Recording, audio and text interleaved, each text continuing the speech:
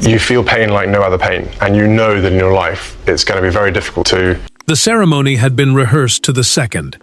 The guests had taken their places, and Windsor Castle appeared prepared for another flawless display of royal unity. Then Camilla rose from her chair and delivered an outburst so personal that William's expression collapsed in front of the room. Charles did not hesitate. He stepped forward, ordered the ceremony halted, and left the assembled household staring at a future king who could no longer hide his tears. Before we go deeper into what this really means for the royal family, make sure to subscribe so you don't miss a single update. William had entered St. George's Hall expecting a moment of controlled dignity. The ceremonial charter waiting beside Charles was a formal document setting out the duties of the senior royals who represented the crown, and its first signed copy was meant to pass directly from sovereign to heir. That exchange mattered because it would show the household that father and son still stood together after months of strained meetings, delayed briefings, and whispered arguments over the monarchy's future. Camilla watched from beside the king as Catherine and Anne sat in the front row. William thanked his father, unfolded his speech, and began speaking about service, continuity, and family unity. Then the queen consort stood. She accused the prince of treating Charles like a throne to inherit, rather than a father to protect. And the words struck the hall with the force of a public verdict. She said his private planning had humiliated the monarch within his own household. William tried to answer without raising his voice. He failed only when Camilla invoked Diana, claiming he had inherited his mother's gift for turning private pain into public pressure. The future king lowered the pages in his hands. He looked toward Catherine, fought for another sentence, and broke down before he could finish it. Charles watched his son struggle for several unbearable seconds. Then the king raised one hand and ended the ceremony. He crossed the floor, took the speech from William's shaking fingers, and said quietly, "You do not have to stand here and endure this." Camilla remained frozen as the monarch led his son away. The doors closed before the guests could leave. Staff phones were collected, and the official broadcast feed vanished without explanation. A senior equerry then found handwritten notes beneath Camilla's abandoned program. The recorded account he later gave to Anne confirmed that several lines matched her outburst word for word. Anne lifted the pages herself. One sentence had been underlined twice. "He has already begun ruling around you." The ceremony was over, but the deeper wound had only just begun to open. To the public, Charles, Camilla, and William represented a stable royal structure. The king, the queen, and the heir who would one day carry the crown forward. Inside Windsor, however, their relationship had become painfully fragile. Charles wanted loyalty without confrontation. William wanted honesty without humiliation. Camilla believed the prince's growing authority was isolating her husband, and Catherine understood that one careless sentence could turn a constitutional transition into a permanent family fracture. William sat beside the narrow window of the Garter Tower room, still holding the ceremonial charter across his lap. The charter was the formal document meant to define the duties of senior working royals. And it mattered, because the king had intended to hand it to his son as proof that their partnership remained strong. Now the pages felt like evidence of everything that had gone wrong. The prince stared at the words without reading them and asked Catherine why Charles had allowed Camilla's resentment to grow unchecked. Catherine moved closer and lowered herself beside his chair. She took the document from his hands, placed it face down on the table, and told him that tears had not weakened him. Silence would have done that. She reminded William that his mother's memory had been used against him in a room where he could not defend himself without appearing cruel, disloyal, or ungrateful. The future king listened, but the wound remained deeper than humiliation. He feared his father had watched the tension rise and chosen comfort over truth. Charles felt that accusation even before William spoke it aloud. In the adjoining chamber, the king removed his glasses and pressed both hands against the desk, as an aide began discussing damage control. He dismissed the room at once. Only Anne remained. The monarch admitted that he had recognized Camilla's anger for weeks, yet he had convinced himself it would fade if he refused to feed it. Anne placed the handwritten notes before him. She asked whether any of the language looked familiar. Charles did not answer. His silence revealed enough. 2 nights earlier, Camilla had used similar words during a private argument, accusing William of building a future court, while his father was still reigning. The king had treated it as fear spoken in anger. He had never believed she would carry that fear into St. George's Hall. Camilla's fear had not appeared from nowhere. Briefings about royal residences, patronages, and the future working family had begun reaching William before they reached her office. Some advisors believed the prince needed greater control because he already carried a growing share of public duty. Others feared that every new responsibility made Charles's reign appear temporary. The household had quietly divided around them. Catherine then broke the final silence. In a private account later recorded for Anne, she explained that the outburst had begun weeks earlier at Sandringham, when Camilla overheard one sentence through a partly open door. That sentence would turn anxiety into open hostility. 3 weeks before Windsor fell silent, a conversation behind the locked doors of Sandringham House altered the balance of the royal family. It was meant to be a practical discussion between Charles and William about the king's schedule. Camilla was not invited. Yet from the adjoining corridor, she heard one sentence that convinced her the future court was already being constructed without her. From that moment, every delayed briefing and closed meeting began to look like evidence of betrayal. Charles met William without aides in the ground floor study, while Catherine waited elsewhere, and Camilla believed they were discussing estate maintenance. The autumn program had become punishing, and the prince feared his father was being pushed beyond reason. He proposed a temporary continuity group, a small team allowed to handle routine decisions whenever the monarch needed rest. William presented it as protection, not replacement. Still, the plan mattered because it touched the one subject nobody inside the family could discuss without fear: the transfer of power. Camilla heard raised voices and moved toward the partly open door. Then Charles said the sentence that changed everything. "When William becomes king, he must not inherit the confusion I inherited." The king meant scattered paperwork, competing offices, and an administrative system that exhausted everyone around him. She heard something else. To the queen consort, confusion sounded like a verdict on the household she had helped build and the place she expected to retain beside her husband. Camilla confronted Charles over dinner that evening. She placed her napkin beside an untouched plate and asked whether she was part of the confusion. He denied it, but he did not explain the full proposal. Instead, the monarch said succession planning could not be avoided. She heard surrender in his voice. She accused him of letting William rehearse sovereignty while his father was still alive and reigning. The tension deepened the next morning. William's draft vanished from a red dispatch folder, the secure case used to carry confidential royal papers. It returned hours later, with several lines marked in pencil, including one stating that the Queen's office would hold no independent authority under the temporary arrangement. Anne later compared those markings with the notes recovered at Windsor. Her documented account confirmed the same narrow writing and the same double underlining. William still tried to repair the damage. Before the ceremony, he met Camilla alone in the green drawing room and assured her that he had never intended to isolate her.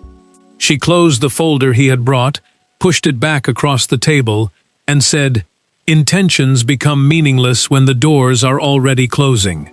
The prince believed the exchange had ended in cold restraint. It had not. Camilla had already begun writing the words she would deliver before the entire household. The misunderstanding had become a prepared accusation, and Charles was about to face the anger he had spent weeks refusing to name. Minutes after stopping the ceremony, Charles entered the Queen's private sitting room and closed the door behind him. No secretary accompanied him. No courtier remained to soften his words. Camilla stood beside the fireplace, still holding the program from the abandoned ceremony. The king placed her handwritten notes on the table between them and asked one devastating question. Had she intended to break William in public, or had hurting him simply become acceptable collateral in protecting her place? Charles had already made certain William was with Catherine before entering the room. Anne remained outside, blocking every aide who tried to approach. The monarch needed the truth without interruption. Camilla answered that the prince's growing authority was turning her husband into a ceremonial figure before his reign had even ended. She believed William's advisors were building a future court where the king's wishes would be treated as delays rather than commands. Charles refused to accept that defense. He told her that protecting his dignity did not give her the right to attack his son or drag Diana's memory into a public confrontation. The name changed the room. Camilla looked away, and for the first time since the ceremony, her certainty weakened. Camilla struck back with years of resentment. She accused Charles of becoming emotionally absent whenever William challenged her. She reminded him that he had once asked her to endure public hatred, cruel headlines, and suspicion without retreating. Yet when his own household began planning beyond her, she said he offered patience instead of protection. The queen consort had not only feared losing influence, she had feared being abandoned inside the very institution she had spent years defending. Charles lifted the Windsor program and tore the page containing William's speech in half. He placed both pieces beside her notes. The ceremony could be repaired, he said. Another date could be chosen, another speech written, another charter signed. But the image of his son crying beneath the castle banners could never be taken back. Camilla finally revealed how deeply the fear had been fed. In a recorded private conversation, later preserved for the household review, she admitted that someone from William's planning circle had warned her about sharp restrictions after Charles's reign. She had been told her access to royal residences, security arrangements, and official correspondence would be reduced almost immediately. Charles demanded a name. Camilla hesitated before identifying Sir Malcolm Reeves, the senior coordinator who moved information between the royal offices. Reeves had described a possible contingency plan as a settled decision, and convinced her that William had already approved her removal. Camilla's anger collapsed. She admitted that without Charles's protection, she did not know who she would become. The outburst had never been only about authority. It had come from the terror of becoming unwanted again. Charles offered no reassurance. He left the room and walked toward the household office, where Reeves and the documents behind his warning were waiting.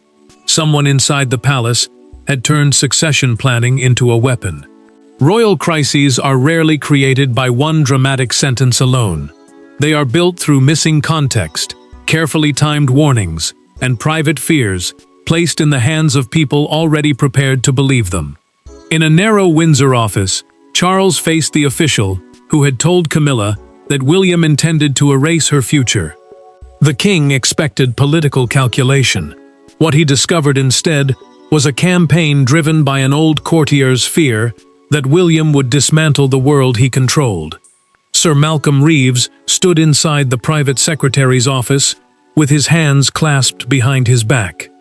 He had served the household for more than 2 decades, moving papers between Charles, Camilla, and William, while deciding which concerns reached the monarch first. That quiet control mattered, because a delayed briefing could create suspicion, and a distorted summary could turn routine planning into a personal threat. Charles placed the disputed document on the desk. It did not remove Camilla from any residence, cancel her security, or block her access to royal records. The paper only listed possible arrangements for the widowed consort of a sovereign, meaning the surviving husband or wife of a monarch, after that reign ended. No proposal had been approved. No order carried William's signature. Charles asked whether Reeves had described that unfinished discussion as the prince's settled decision. The official hesitated. That pause became his confession. Reeves claimed William's advisors were moving too quickly.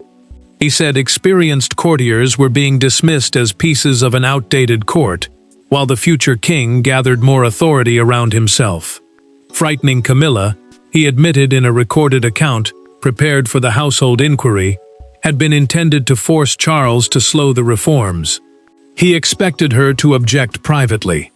He never expected her to attack the prince before the entire Windsor household. Charles felt anger, but guilt followed it. Reeves had succeeded because the king had allowed suspicion to grow between three separate offices. The monarch set down his pen and said that when a ruler permits silence around him, other people eventually begin speaking in his name. Anne entered carrying 3 briefing folders. Each contained an altered cover note. Neutral proposals from William's team had been rewritten as attempts to weaken Charles or strip Camilla of influence. The pattern was no mistake. Reeves had been feeding fear in small, controlled doses. Anne then produced the final proof. Reeves had personally ensured Camilla received the continuity paper on the morning of the ceremony, knowing William's speech would celebrate a closer partnership with his father. The timing had been chosen to provoke her. Charles ended the conversation. He removed Reeves from duty, ordered him to surrender his access card, and placed Anne in charge of an independent review of every briefing exchanged between the royal offices. The architect of the crisis had been exposed, but the damage had already escaped his control. William was upstairs, folding away his ceremonial coat and preparing to leave Windsor without speaking to his father. While Charles questioned the official who had manipulated the household, William returned to his apartments and removed the ceremonial insignia pinned to his coat. He placed it beside the unsigned charter and asked that the car be brought to the private entrance. The prince was not resigning from duty, nor was he challenging his father. He was doing something more painful, leaving Windsor before anger forced him to say words that could never be withdrawn. William heard the formal announcement before he reached the inner corridor. Guests had been told the presentation was postponed because of an unexpected family matter. The charter remained unsigned, the reception was abandoned, and prepared statements disappeared from the palace website. The document mattered because it was meant to confirm the partnership between sovereign and heir. Instead, it now stood as proof that the family could not complete even one public gesture of unity. Staff members lowered their eyes as William passed. Nobody mentioned illness, scheduling, or protocol because everyone understood the truth. They had watched Camilla strike at him, seen Charles stop the ceremony, and witnessed the future king lose control before the room. Their silence felt heavier than open gossip. William changed out of his ceremonial coat and folded it carefully. He asked an aide to return it to the wardrobe, then noticed the damp mark on his speech where his tears had fallen. His hands, steady until that moment, tightened around the pages. Catherine supported his decision to leave for Adelaide Cottage, but she warned him against turning Charles's past silence into proof that the king approved of Camilla's attack. She reminded him that his father had crossed the hall, taken the speech from his hands, and ended the humiliation before it could continue. William shook his head. Charles had acted only when the damage became visible, he said. The deeper betrayal was that the monarch already knew Camilla feared his growing role and still chose not to confront it. His father had protected peace until peace became cruelty. Charles arrived moments after the car had gone. He found the unsigned charter on the table and stood beside it without speaking. Removing Reeves had exposed the machinery behind the crisis, but it had not repaired the wound between father and son. Camilla refused the public apology drafted by advisors. She rejected its description of the outburst as an emotional misunderstanding because it ignored the fear beneath her anger. Charles answered with a decision of his own. Until the review ended, she would not accompany him to 2 coming engagements. The order remained private, but nobody inside Windsor misunderstood it. Night had fallen, when Charles dismissed his security detail at the cottage drive. He carried no speech, no folder, and no symbol of office. The king approached William's door alone, finally ready to speak as a father. The most important conversation of the Windsor crisis did not take place beneath banners, before advisors or inside a royal office. It happened late at night, in a small sitting room, with Charles and William facing each other across an untouched tray of tea. There were no aides to blame, no documents to interpret, and no ceremony to protect. The king had come to ask forgiveness. The prince had to decide whether his father's late honesty could reach a wound years of silence had deepened. Charles arrived alone and asked Catherine for permission to speak privately with her husband. She studied him for a moment before stepping aside. The princess told the king that William did not need another explanation of palace procedure, meaning the formal rules used to manage royal decisions and public conduct. He needed his father. Charles accepted the rebuke and entered without defending himself. William did not rise. He acknowledged Charles quietly, then left the chair opposite him empty, until the monarch chose to sit without invitation. That small refusal mattered, because the prince was no longer willing to make the conversation easier for the man who had avoided it for so long. Charles admitted the truth first. He had seen Camilla's fear and mistaken patience for wisdom. He believed silence would calm her, but silence had allowed fear to become resentment, and resentment to become cruelty. The king said he had protected temporary peace, while leaving his son exposed to a deeper wound. William answered with controlled pain. Camilla's attack had not broken him because she questioned his judgment. It had broken him because Diana had been used as an accusation, while his father stood only a few feet away. The future king needed one honest answer. Did Charles believe he was exploiting the crown he would someday inherit? Charles reached into his coat and removed the unsigned charter. The document was meant to define how royal responsibility would pass between sovereign and heir, but now it carried another purpose. The monarch tore away the prepared dedication, took out a pen, and wrote, "Authority without trust is only another form of loneliness." Charles then rejected every distorted claim Reeves had planted. Succession planning was not betrayal. Preparing William to reign was part of the king's duty, and the prince had never tried to rule around him. William did not offer immediate forgiveness. He agreed to return to Windsor only if the next ceremony refused to pretend the family was untouched. Charles would first admit what had happened inside the household. Charles rose to leave. William finally stood. The king placed one hand on his son's shoulder, and the prince allowed it to remain there. "Do not wait until I break next time," William said. Father and son had chosen honesty over distance. Now Charles had to return to Windsor and tell Camilla what accountability would demand. By morning, the palace could no longer contain the story. A single image taken before the broadcast feed was cut showed Charles reaching toward William while the prince looked down at the speech in his hands. It carried no sound, yet it told the public everything. Something had shattered inside Windsor.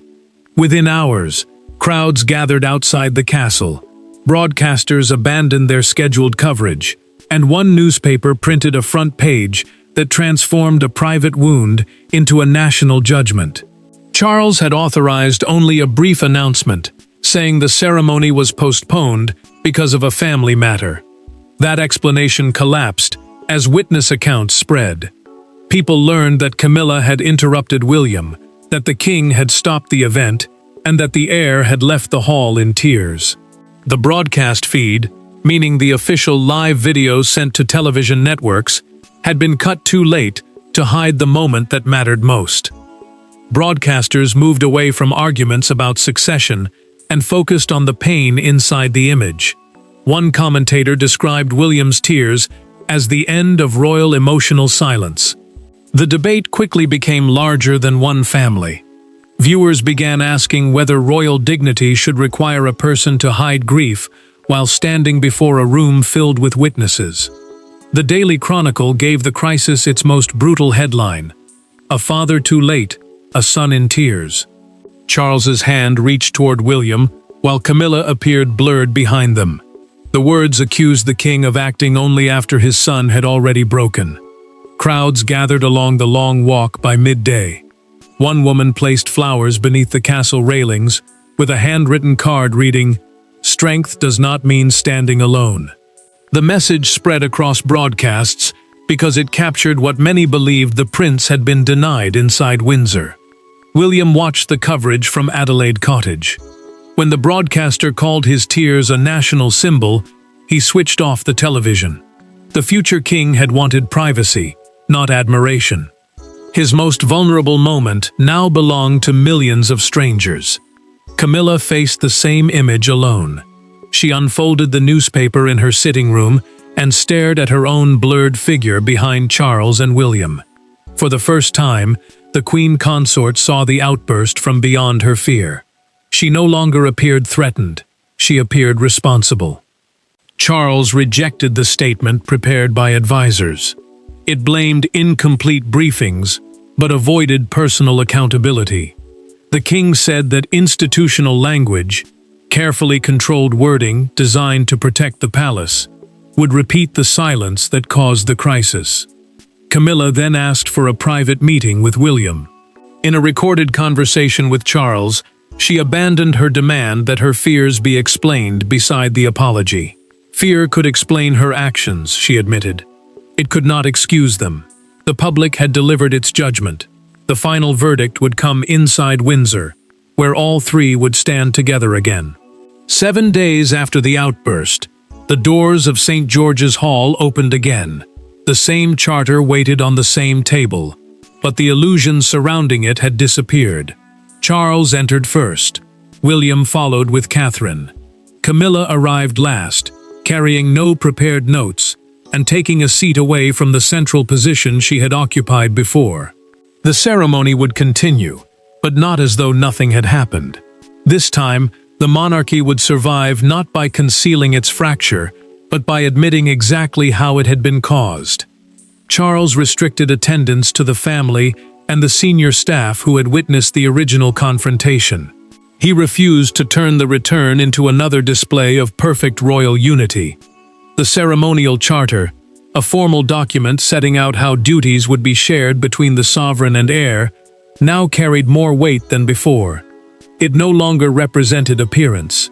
It represented whether trust could survive after humiliation. Camilla approached William before the ceremony began. Charles was not beside her, and no advisor had written the words. She apologized for attacking his character, using Diana's memory against him, and choosing a public setting where any response would have deepened his pain.